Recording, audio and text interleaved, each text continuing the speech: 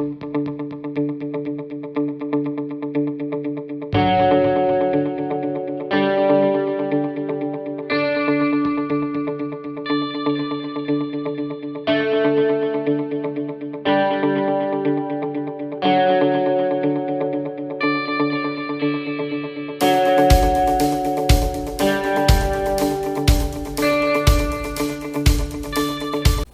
Dr. Dhingra. So last time we talked about self-harm, that we know there are different levels of self-harm, and parents may have some confusion regarding that.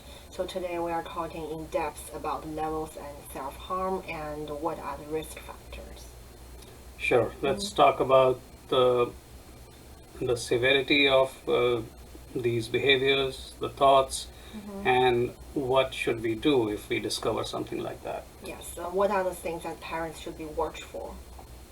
So first of all, if there's a doubt, that maybe something is wrong or maybe something is going on, it's always good to err on the side of safety. Um, Parents, if they discover something, they should bring it to professionals' attention. But let's just discuss how the severity goes. Sometimes some kids, for whatever reason, they have some dangerous thoughts, and that's very common. But these are just limited to thoughts. Sometimes it's not even a suicidal thought. It's not even a thought to self-harm. It's just like a thought that I wish I wasn't alive. And many kids feel like that sometimes when they're extremely under stress or they are depressed, but they don't have any thoughts of self-harm. There's no suicidal thought. So that's one. Yeah, so there's a difference between I don't want to live and I want to kill myself. There's a big difference. Yes, it's always very important for us to ask during assessment that, yes, you told me you thought about not living in the world, but have you thought about anything to kill yourself, to end your life? That's very different. Right. And the same way when someone, says that, yes, I did think about actually doing something to harm myself, then of course the obvious next question is, what was the thought? What was the, plan? What did you actually think about? And this should be done in a very, very non-judgmental way. I mean, it's already hard for a child to open up on these issues. And the moment, a psychiatrist or a therapist sounds judgmental, the child will shut down and will not tell you, these important pieces of information. And the same thing applies to the parents. If at home they are discussing something with their child, you should be very non-judgmental. And of course, you'll be worried. But if you're angry at the child, he's going to shut down, and that's not a good thing. Yes, and most of the time, kids learn what we are talking about not through the contact, but through our tones, our body language. It's not even about what we say, it's about your look. Did you look defensive? Did you look angry? Are you saying, I don't understand, why you want to kill yourself? You have everything.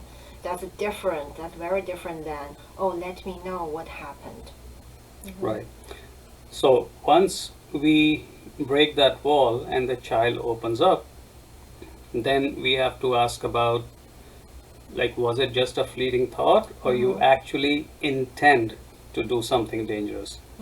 So whether there was a thought or not of self-harm, was there a plan, and even if some plans come to the child's mind, what's the intent? The child may say, sometimes I think of overdosing with pills, sometimes I think of cutting myself, but I will never do it. So now there's an ideation, there's a plan, but there's no intent. Sometimes kids express very clearly, yes, this is what I'm going to do. So that takes it to a different level. Yes, and a common thing I hear from parents is that sometimes they are afraid to ask about a plan. They wonder, what if they never had a plan? And by me asking, they start to think about a plan. I had the same doubt when I started working in this field, but through my working experience, I realized that's never the concern because kids want to be heard by either a professional or their parents, and you are never put a plan in their mind. There has been actually research on that, and it proves that asking about suicide or self-harm, it may give a sense of relief to the child that people are there to understand and help. So thinking that what if you ask this question and the child becomes suicidal? No, that doesn't happen. In fact, if you don't ask and don't be supportive and explore these things, the child may just do something and then you will know after the fact that something bad has happened. Yes, and sometimes just through talking about it, even in details about the plan, can give them some kind of relief. It's like writing a letter to a deceased person. Doing this kind of thing can provide a sense of relief and comfort. Yes, and sometimes, when kids come to us, it's also our job to make the child see that, this is a stressful world. And he or she is not the only person who, sometimes is going through these situations and sadness or suicidal thoughts. When the child gets this feeling that, he or she is not alone, there may be other kids suffering and they get help, so why can't I get help? This kind of this supportive discussion is, what starts the treatment and builds the rapport between the therapist and the child. Yes, and also it's important to talk about death in an open way because I know in some culture, in some family, that's kind of a taboo and people don't really talk about it. Then the less we talk about it, the kids will feel like, oh, I cannot talk about this with my parents because that's just not something we can do. However, if you can provide really an open mind for it and it's okay to talk about it, it won't blame them for anything, then it's more likely for them to be open up to you. And also the concept of death and how people see it varies from person to person, varies from age group to age group, culture to culture, because some kids, especially the young ones, may feel that death is just like, it happens just like that, no pain, no suffering, it's an escape. But they don't know that most of the self-harm, attempts, they lead not to death but to disability, to suffering, to pain, and they're not able to see that when they're going through these thoughts. Okay, Dr. Dhingra, so we went over how to talk about suicide with kids, and now I wonder what are the common risk factors we should be watchful? Like what actually increase their chance to actually do something? So, although there's no fixed rule that if this child has these risk factors, he's more, he's definitely going to do something more dangerous than others. But there are some guidelines. Research has shown that, if, for example, the child is just having some suicidal thoughts without any plan, without any intent, then things are not that bad. But if the child has made a specific plan, and even planned it in extensive in the sense that, for example, if the child wants to overdose on pills, that's the preliminary plan. But if the child has also thought about where to get the pills from, Or has already started collecting pills. right, and if the child has done a research, say online, on the lethality of different medicines, so that gets into a more dangerous zone, because some kids are so smart they would explore that if I take 50 pills of this particular medicine, am I going to die or no? And so when things go into that realm, it gets a little dangerous. And besides that, we have to look at the past history. If the child has already done dangerous things in the past, there's a higher chance that the child will do more dangerous stuff in future. So past, to some extent, is predictive of the future also. So things should not be taken lightly if the child is saying something and the child has done something in the past. And also, I think recently, if there are any trigger, like did they have a big fight with their best friend? Is there a breakup between the couples, or did the parents going through divorce? Did they witness something that they are not supposed to see? So this all can be triggers to self-harm or even suicide. Right, and we have to explore the triggers. We have to know the difference between just a trigger and a trigger with a specific response. Like, not all kids respond the same way to stressors. Like if parents divorce, for example, or they separated, or the child witnessed some domestic violence. Some kids may not react very strongly emotionally, but some other kids who are more sensitive probably will get depressed or very anxious, or may even get thoughts of self-harm. Or blame themselves for it. Yep, that can also happen. So triggers in the context of the child's temperament, that's what we have to see. A failure in school, for example, they were expecting something from themselves, they failed in a test, they were shamed publicly by the teacher. And a bully behavior going on in the school. That's very common. Bullying is a very important factor. Actually, many teenagers do Suffer hurt a themselves, lot, and they've yes. actually killed themselves. You must have read all those articles in the news. Bullying is an epidemic, you can say, in the psychiatric world, that it should be stopped in the schools. And many times kids just don't know what to do. Even the parents don't know what to do. They have complained to the school, but the bullying is not stopping, and the child sees no other way. And let's talk a little bit about cyberbullying. That's a very new thing, of course. When there Right. was no internet, Yes. there was no cyberbullying. But now we've seen that many kids, they are stalked on Facebook and Instagram, and someone sends one bad message against the child, and all the class members, they just see the bad message, and the child knows that people have seen something derogatory online, and then they start posting comments. This is very traumatic for a Yes, child. and the words are as toxic as actions. Just because there are words online didn't mean they cannot harm people. And it's not unusual these days for people to kind of post picture, even inappropriate picture of other teens online. And parents didn't get to see that because they are this kind of, you read, it's just deleted. But then other kids know it. Then next day, all the school have seen it. It's definitely a big hit on the kid. Yeah, and internet is useful in the sense that it can transmit information very fast to multiple people. This is also a problem. Like one derogatory message going to 100 kids at a time, Even some teachers. and teachers. So the bullying has gone into a very different kind of realm, and it should be prevented at all costs. So these are some of the risk factors. Let's talk a bit about substance use, because kids who do not use drugs or alcohol, they have more control over their emotions, their impulses.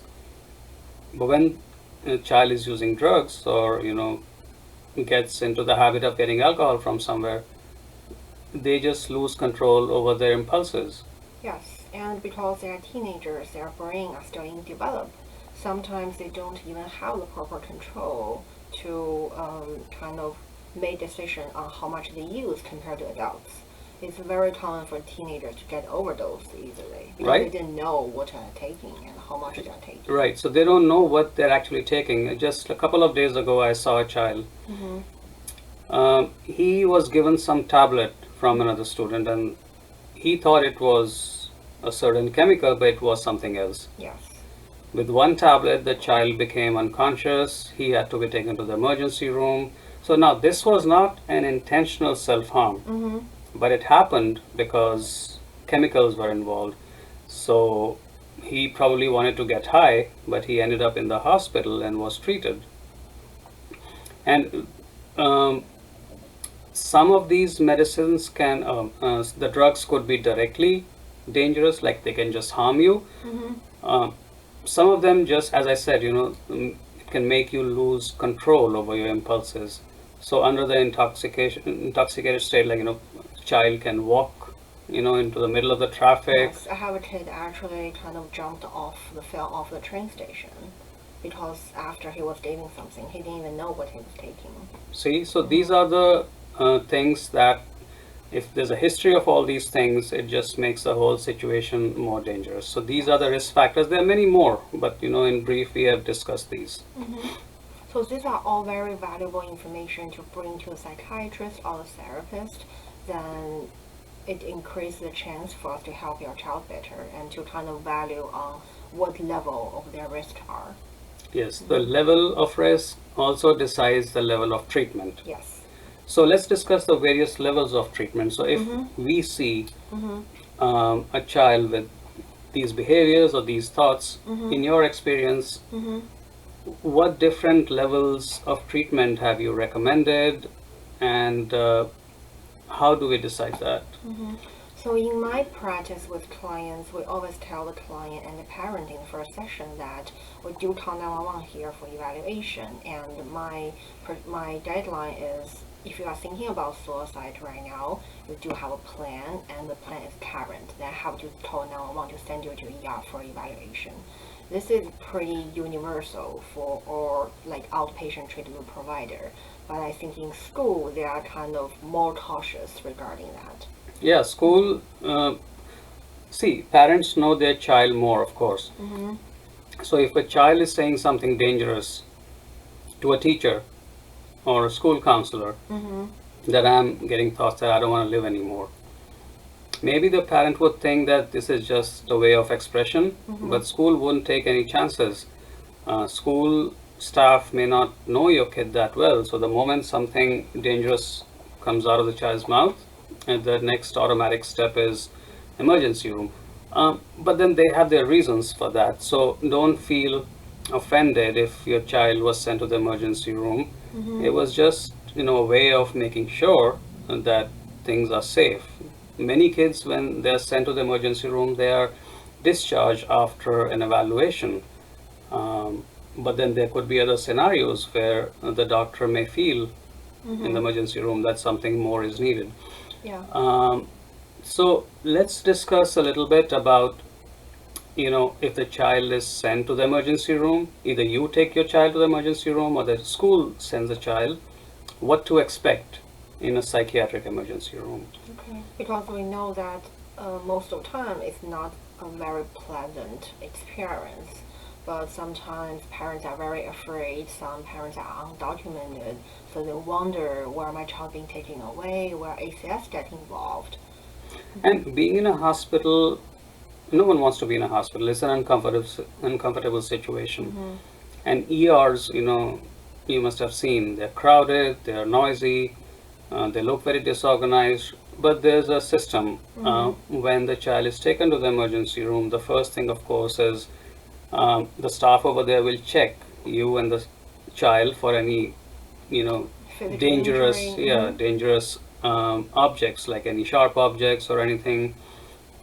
And when the child is in the emergency room, the child may have to wait for some time. The social worker comes and talks to the child. Psychiatrists will come. You really need to wait a bit longer for the psychiatrist, but then psychiatrists will come and do a psychiatric evaluation. Yes, and most emergency rooms, there's a separate section for children, so it's not like your kids will be sitting with adult, acute, psychiatrically ill patients. So safety is ensured over there. Be prepared for a little bit of wait time because it's an emergency room. And after the evaluation, of course, the social worker and the psychiatrist will take some history from you also. So based on the total information, then they decide what to do next. And if your child is already in treatment, like with me, someone like me, a therapist, you can always give my information, give your treatment provider's information to the ER so they can get some information from the other treatment providers. Yeah, I mean, if it's in the daytime and the provider can be reached, the Mm-hmm. emergency room doctor will call me Mm-hmm.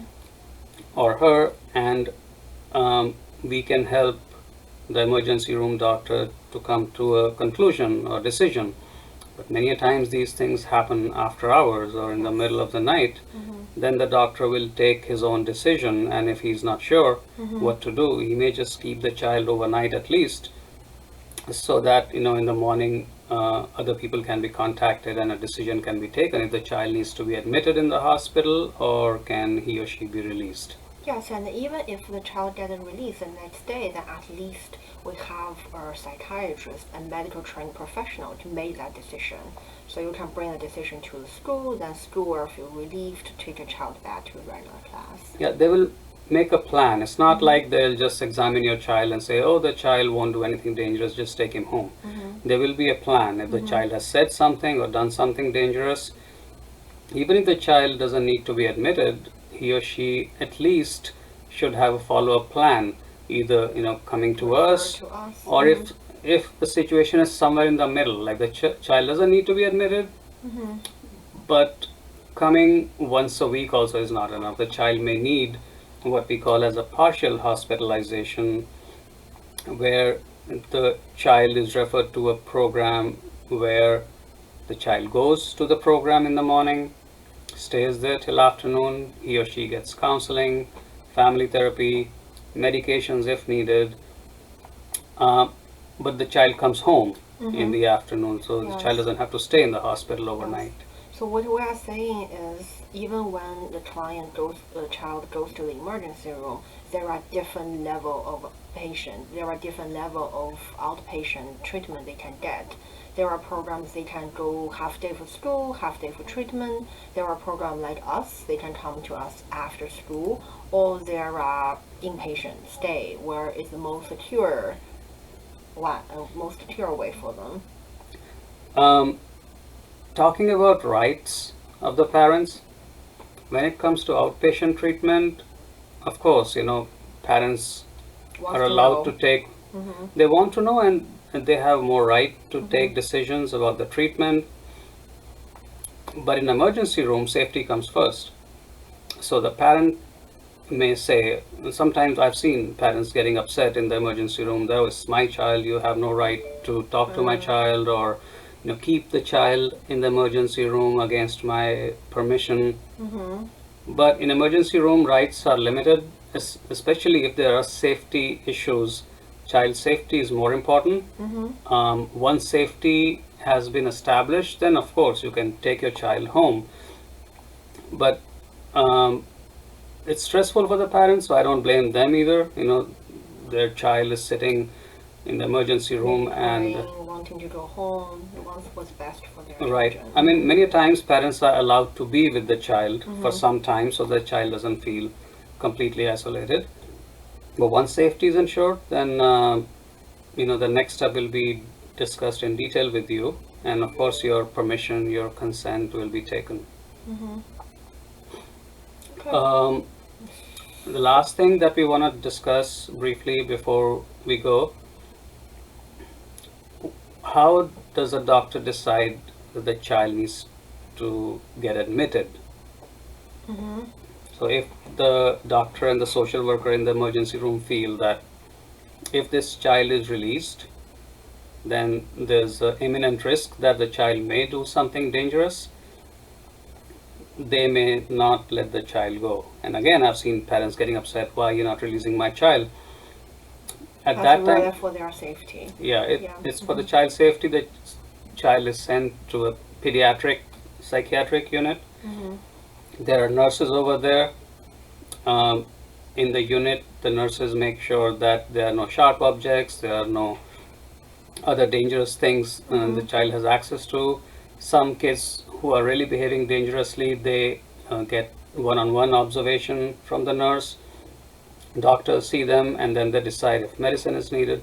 So that becomes a detailed process, but know that it's all being done for your child's safety. It's not for any other reason.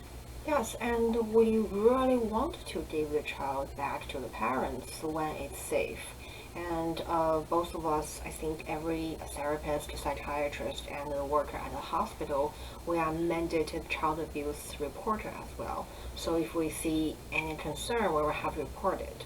So it happened in the past that when a psychiatrist thinks the child needs to be admitted and parents decide against it, then the social worker will have to call ACS just because it's endanger the children's safety, and we only do that when we really have to.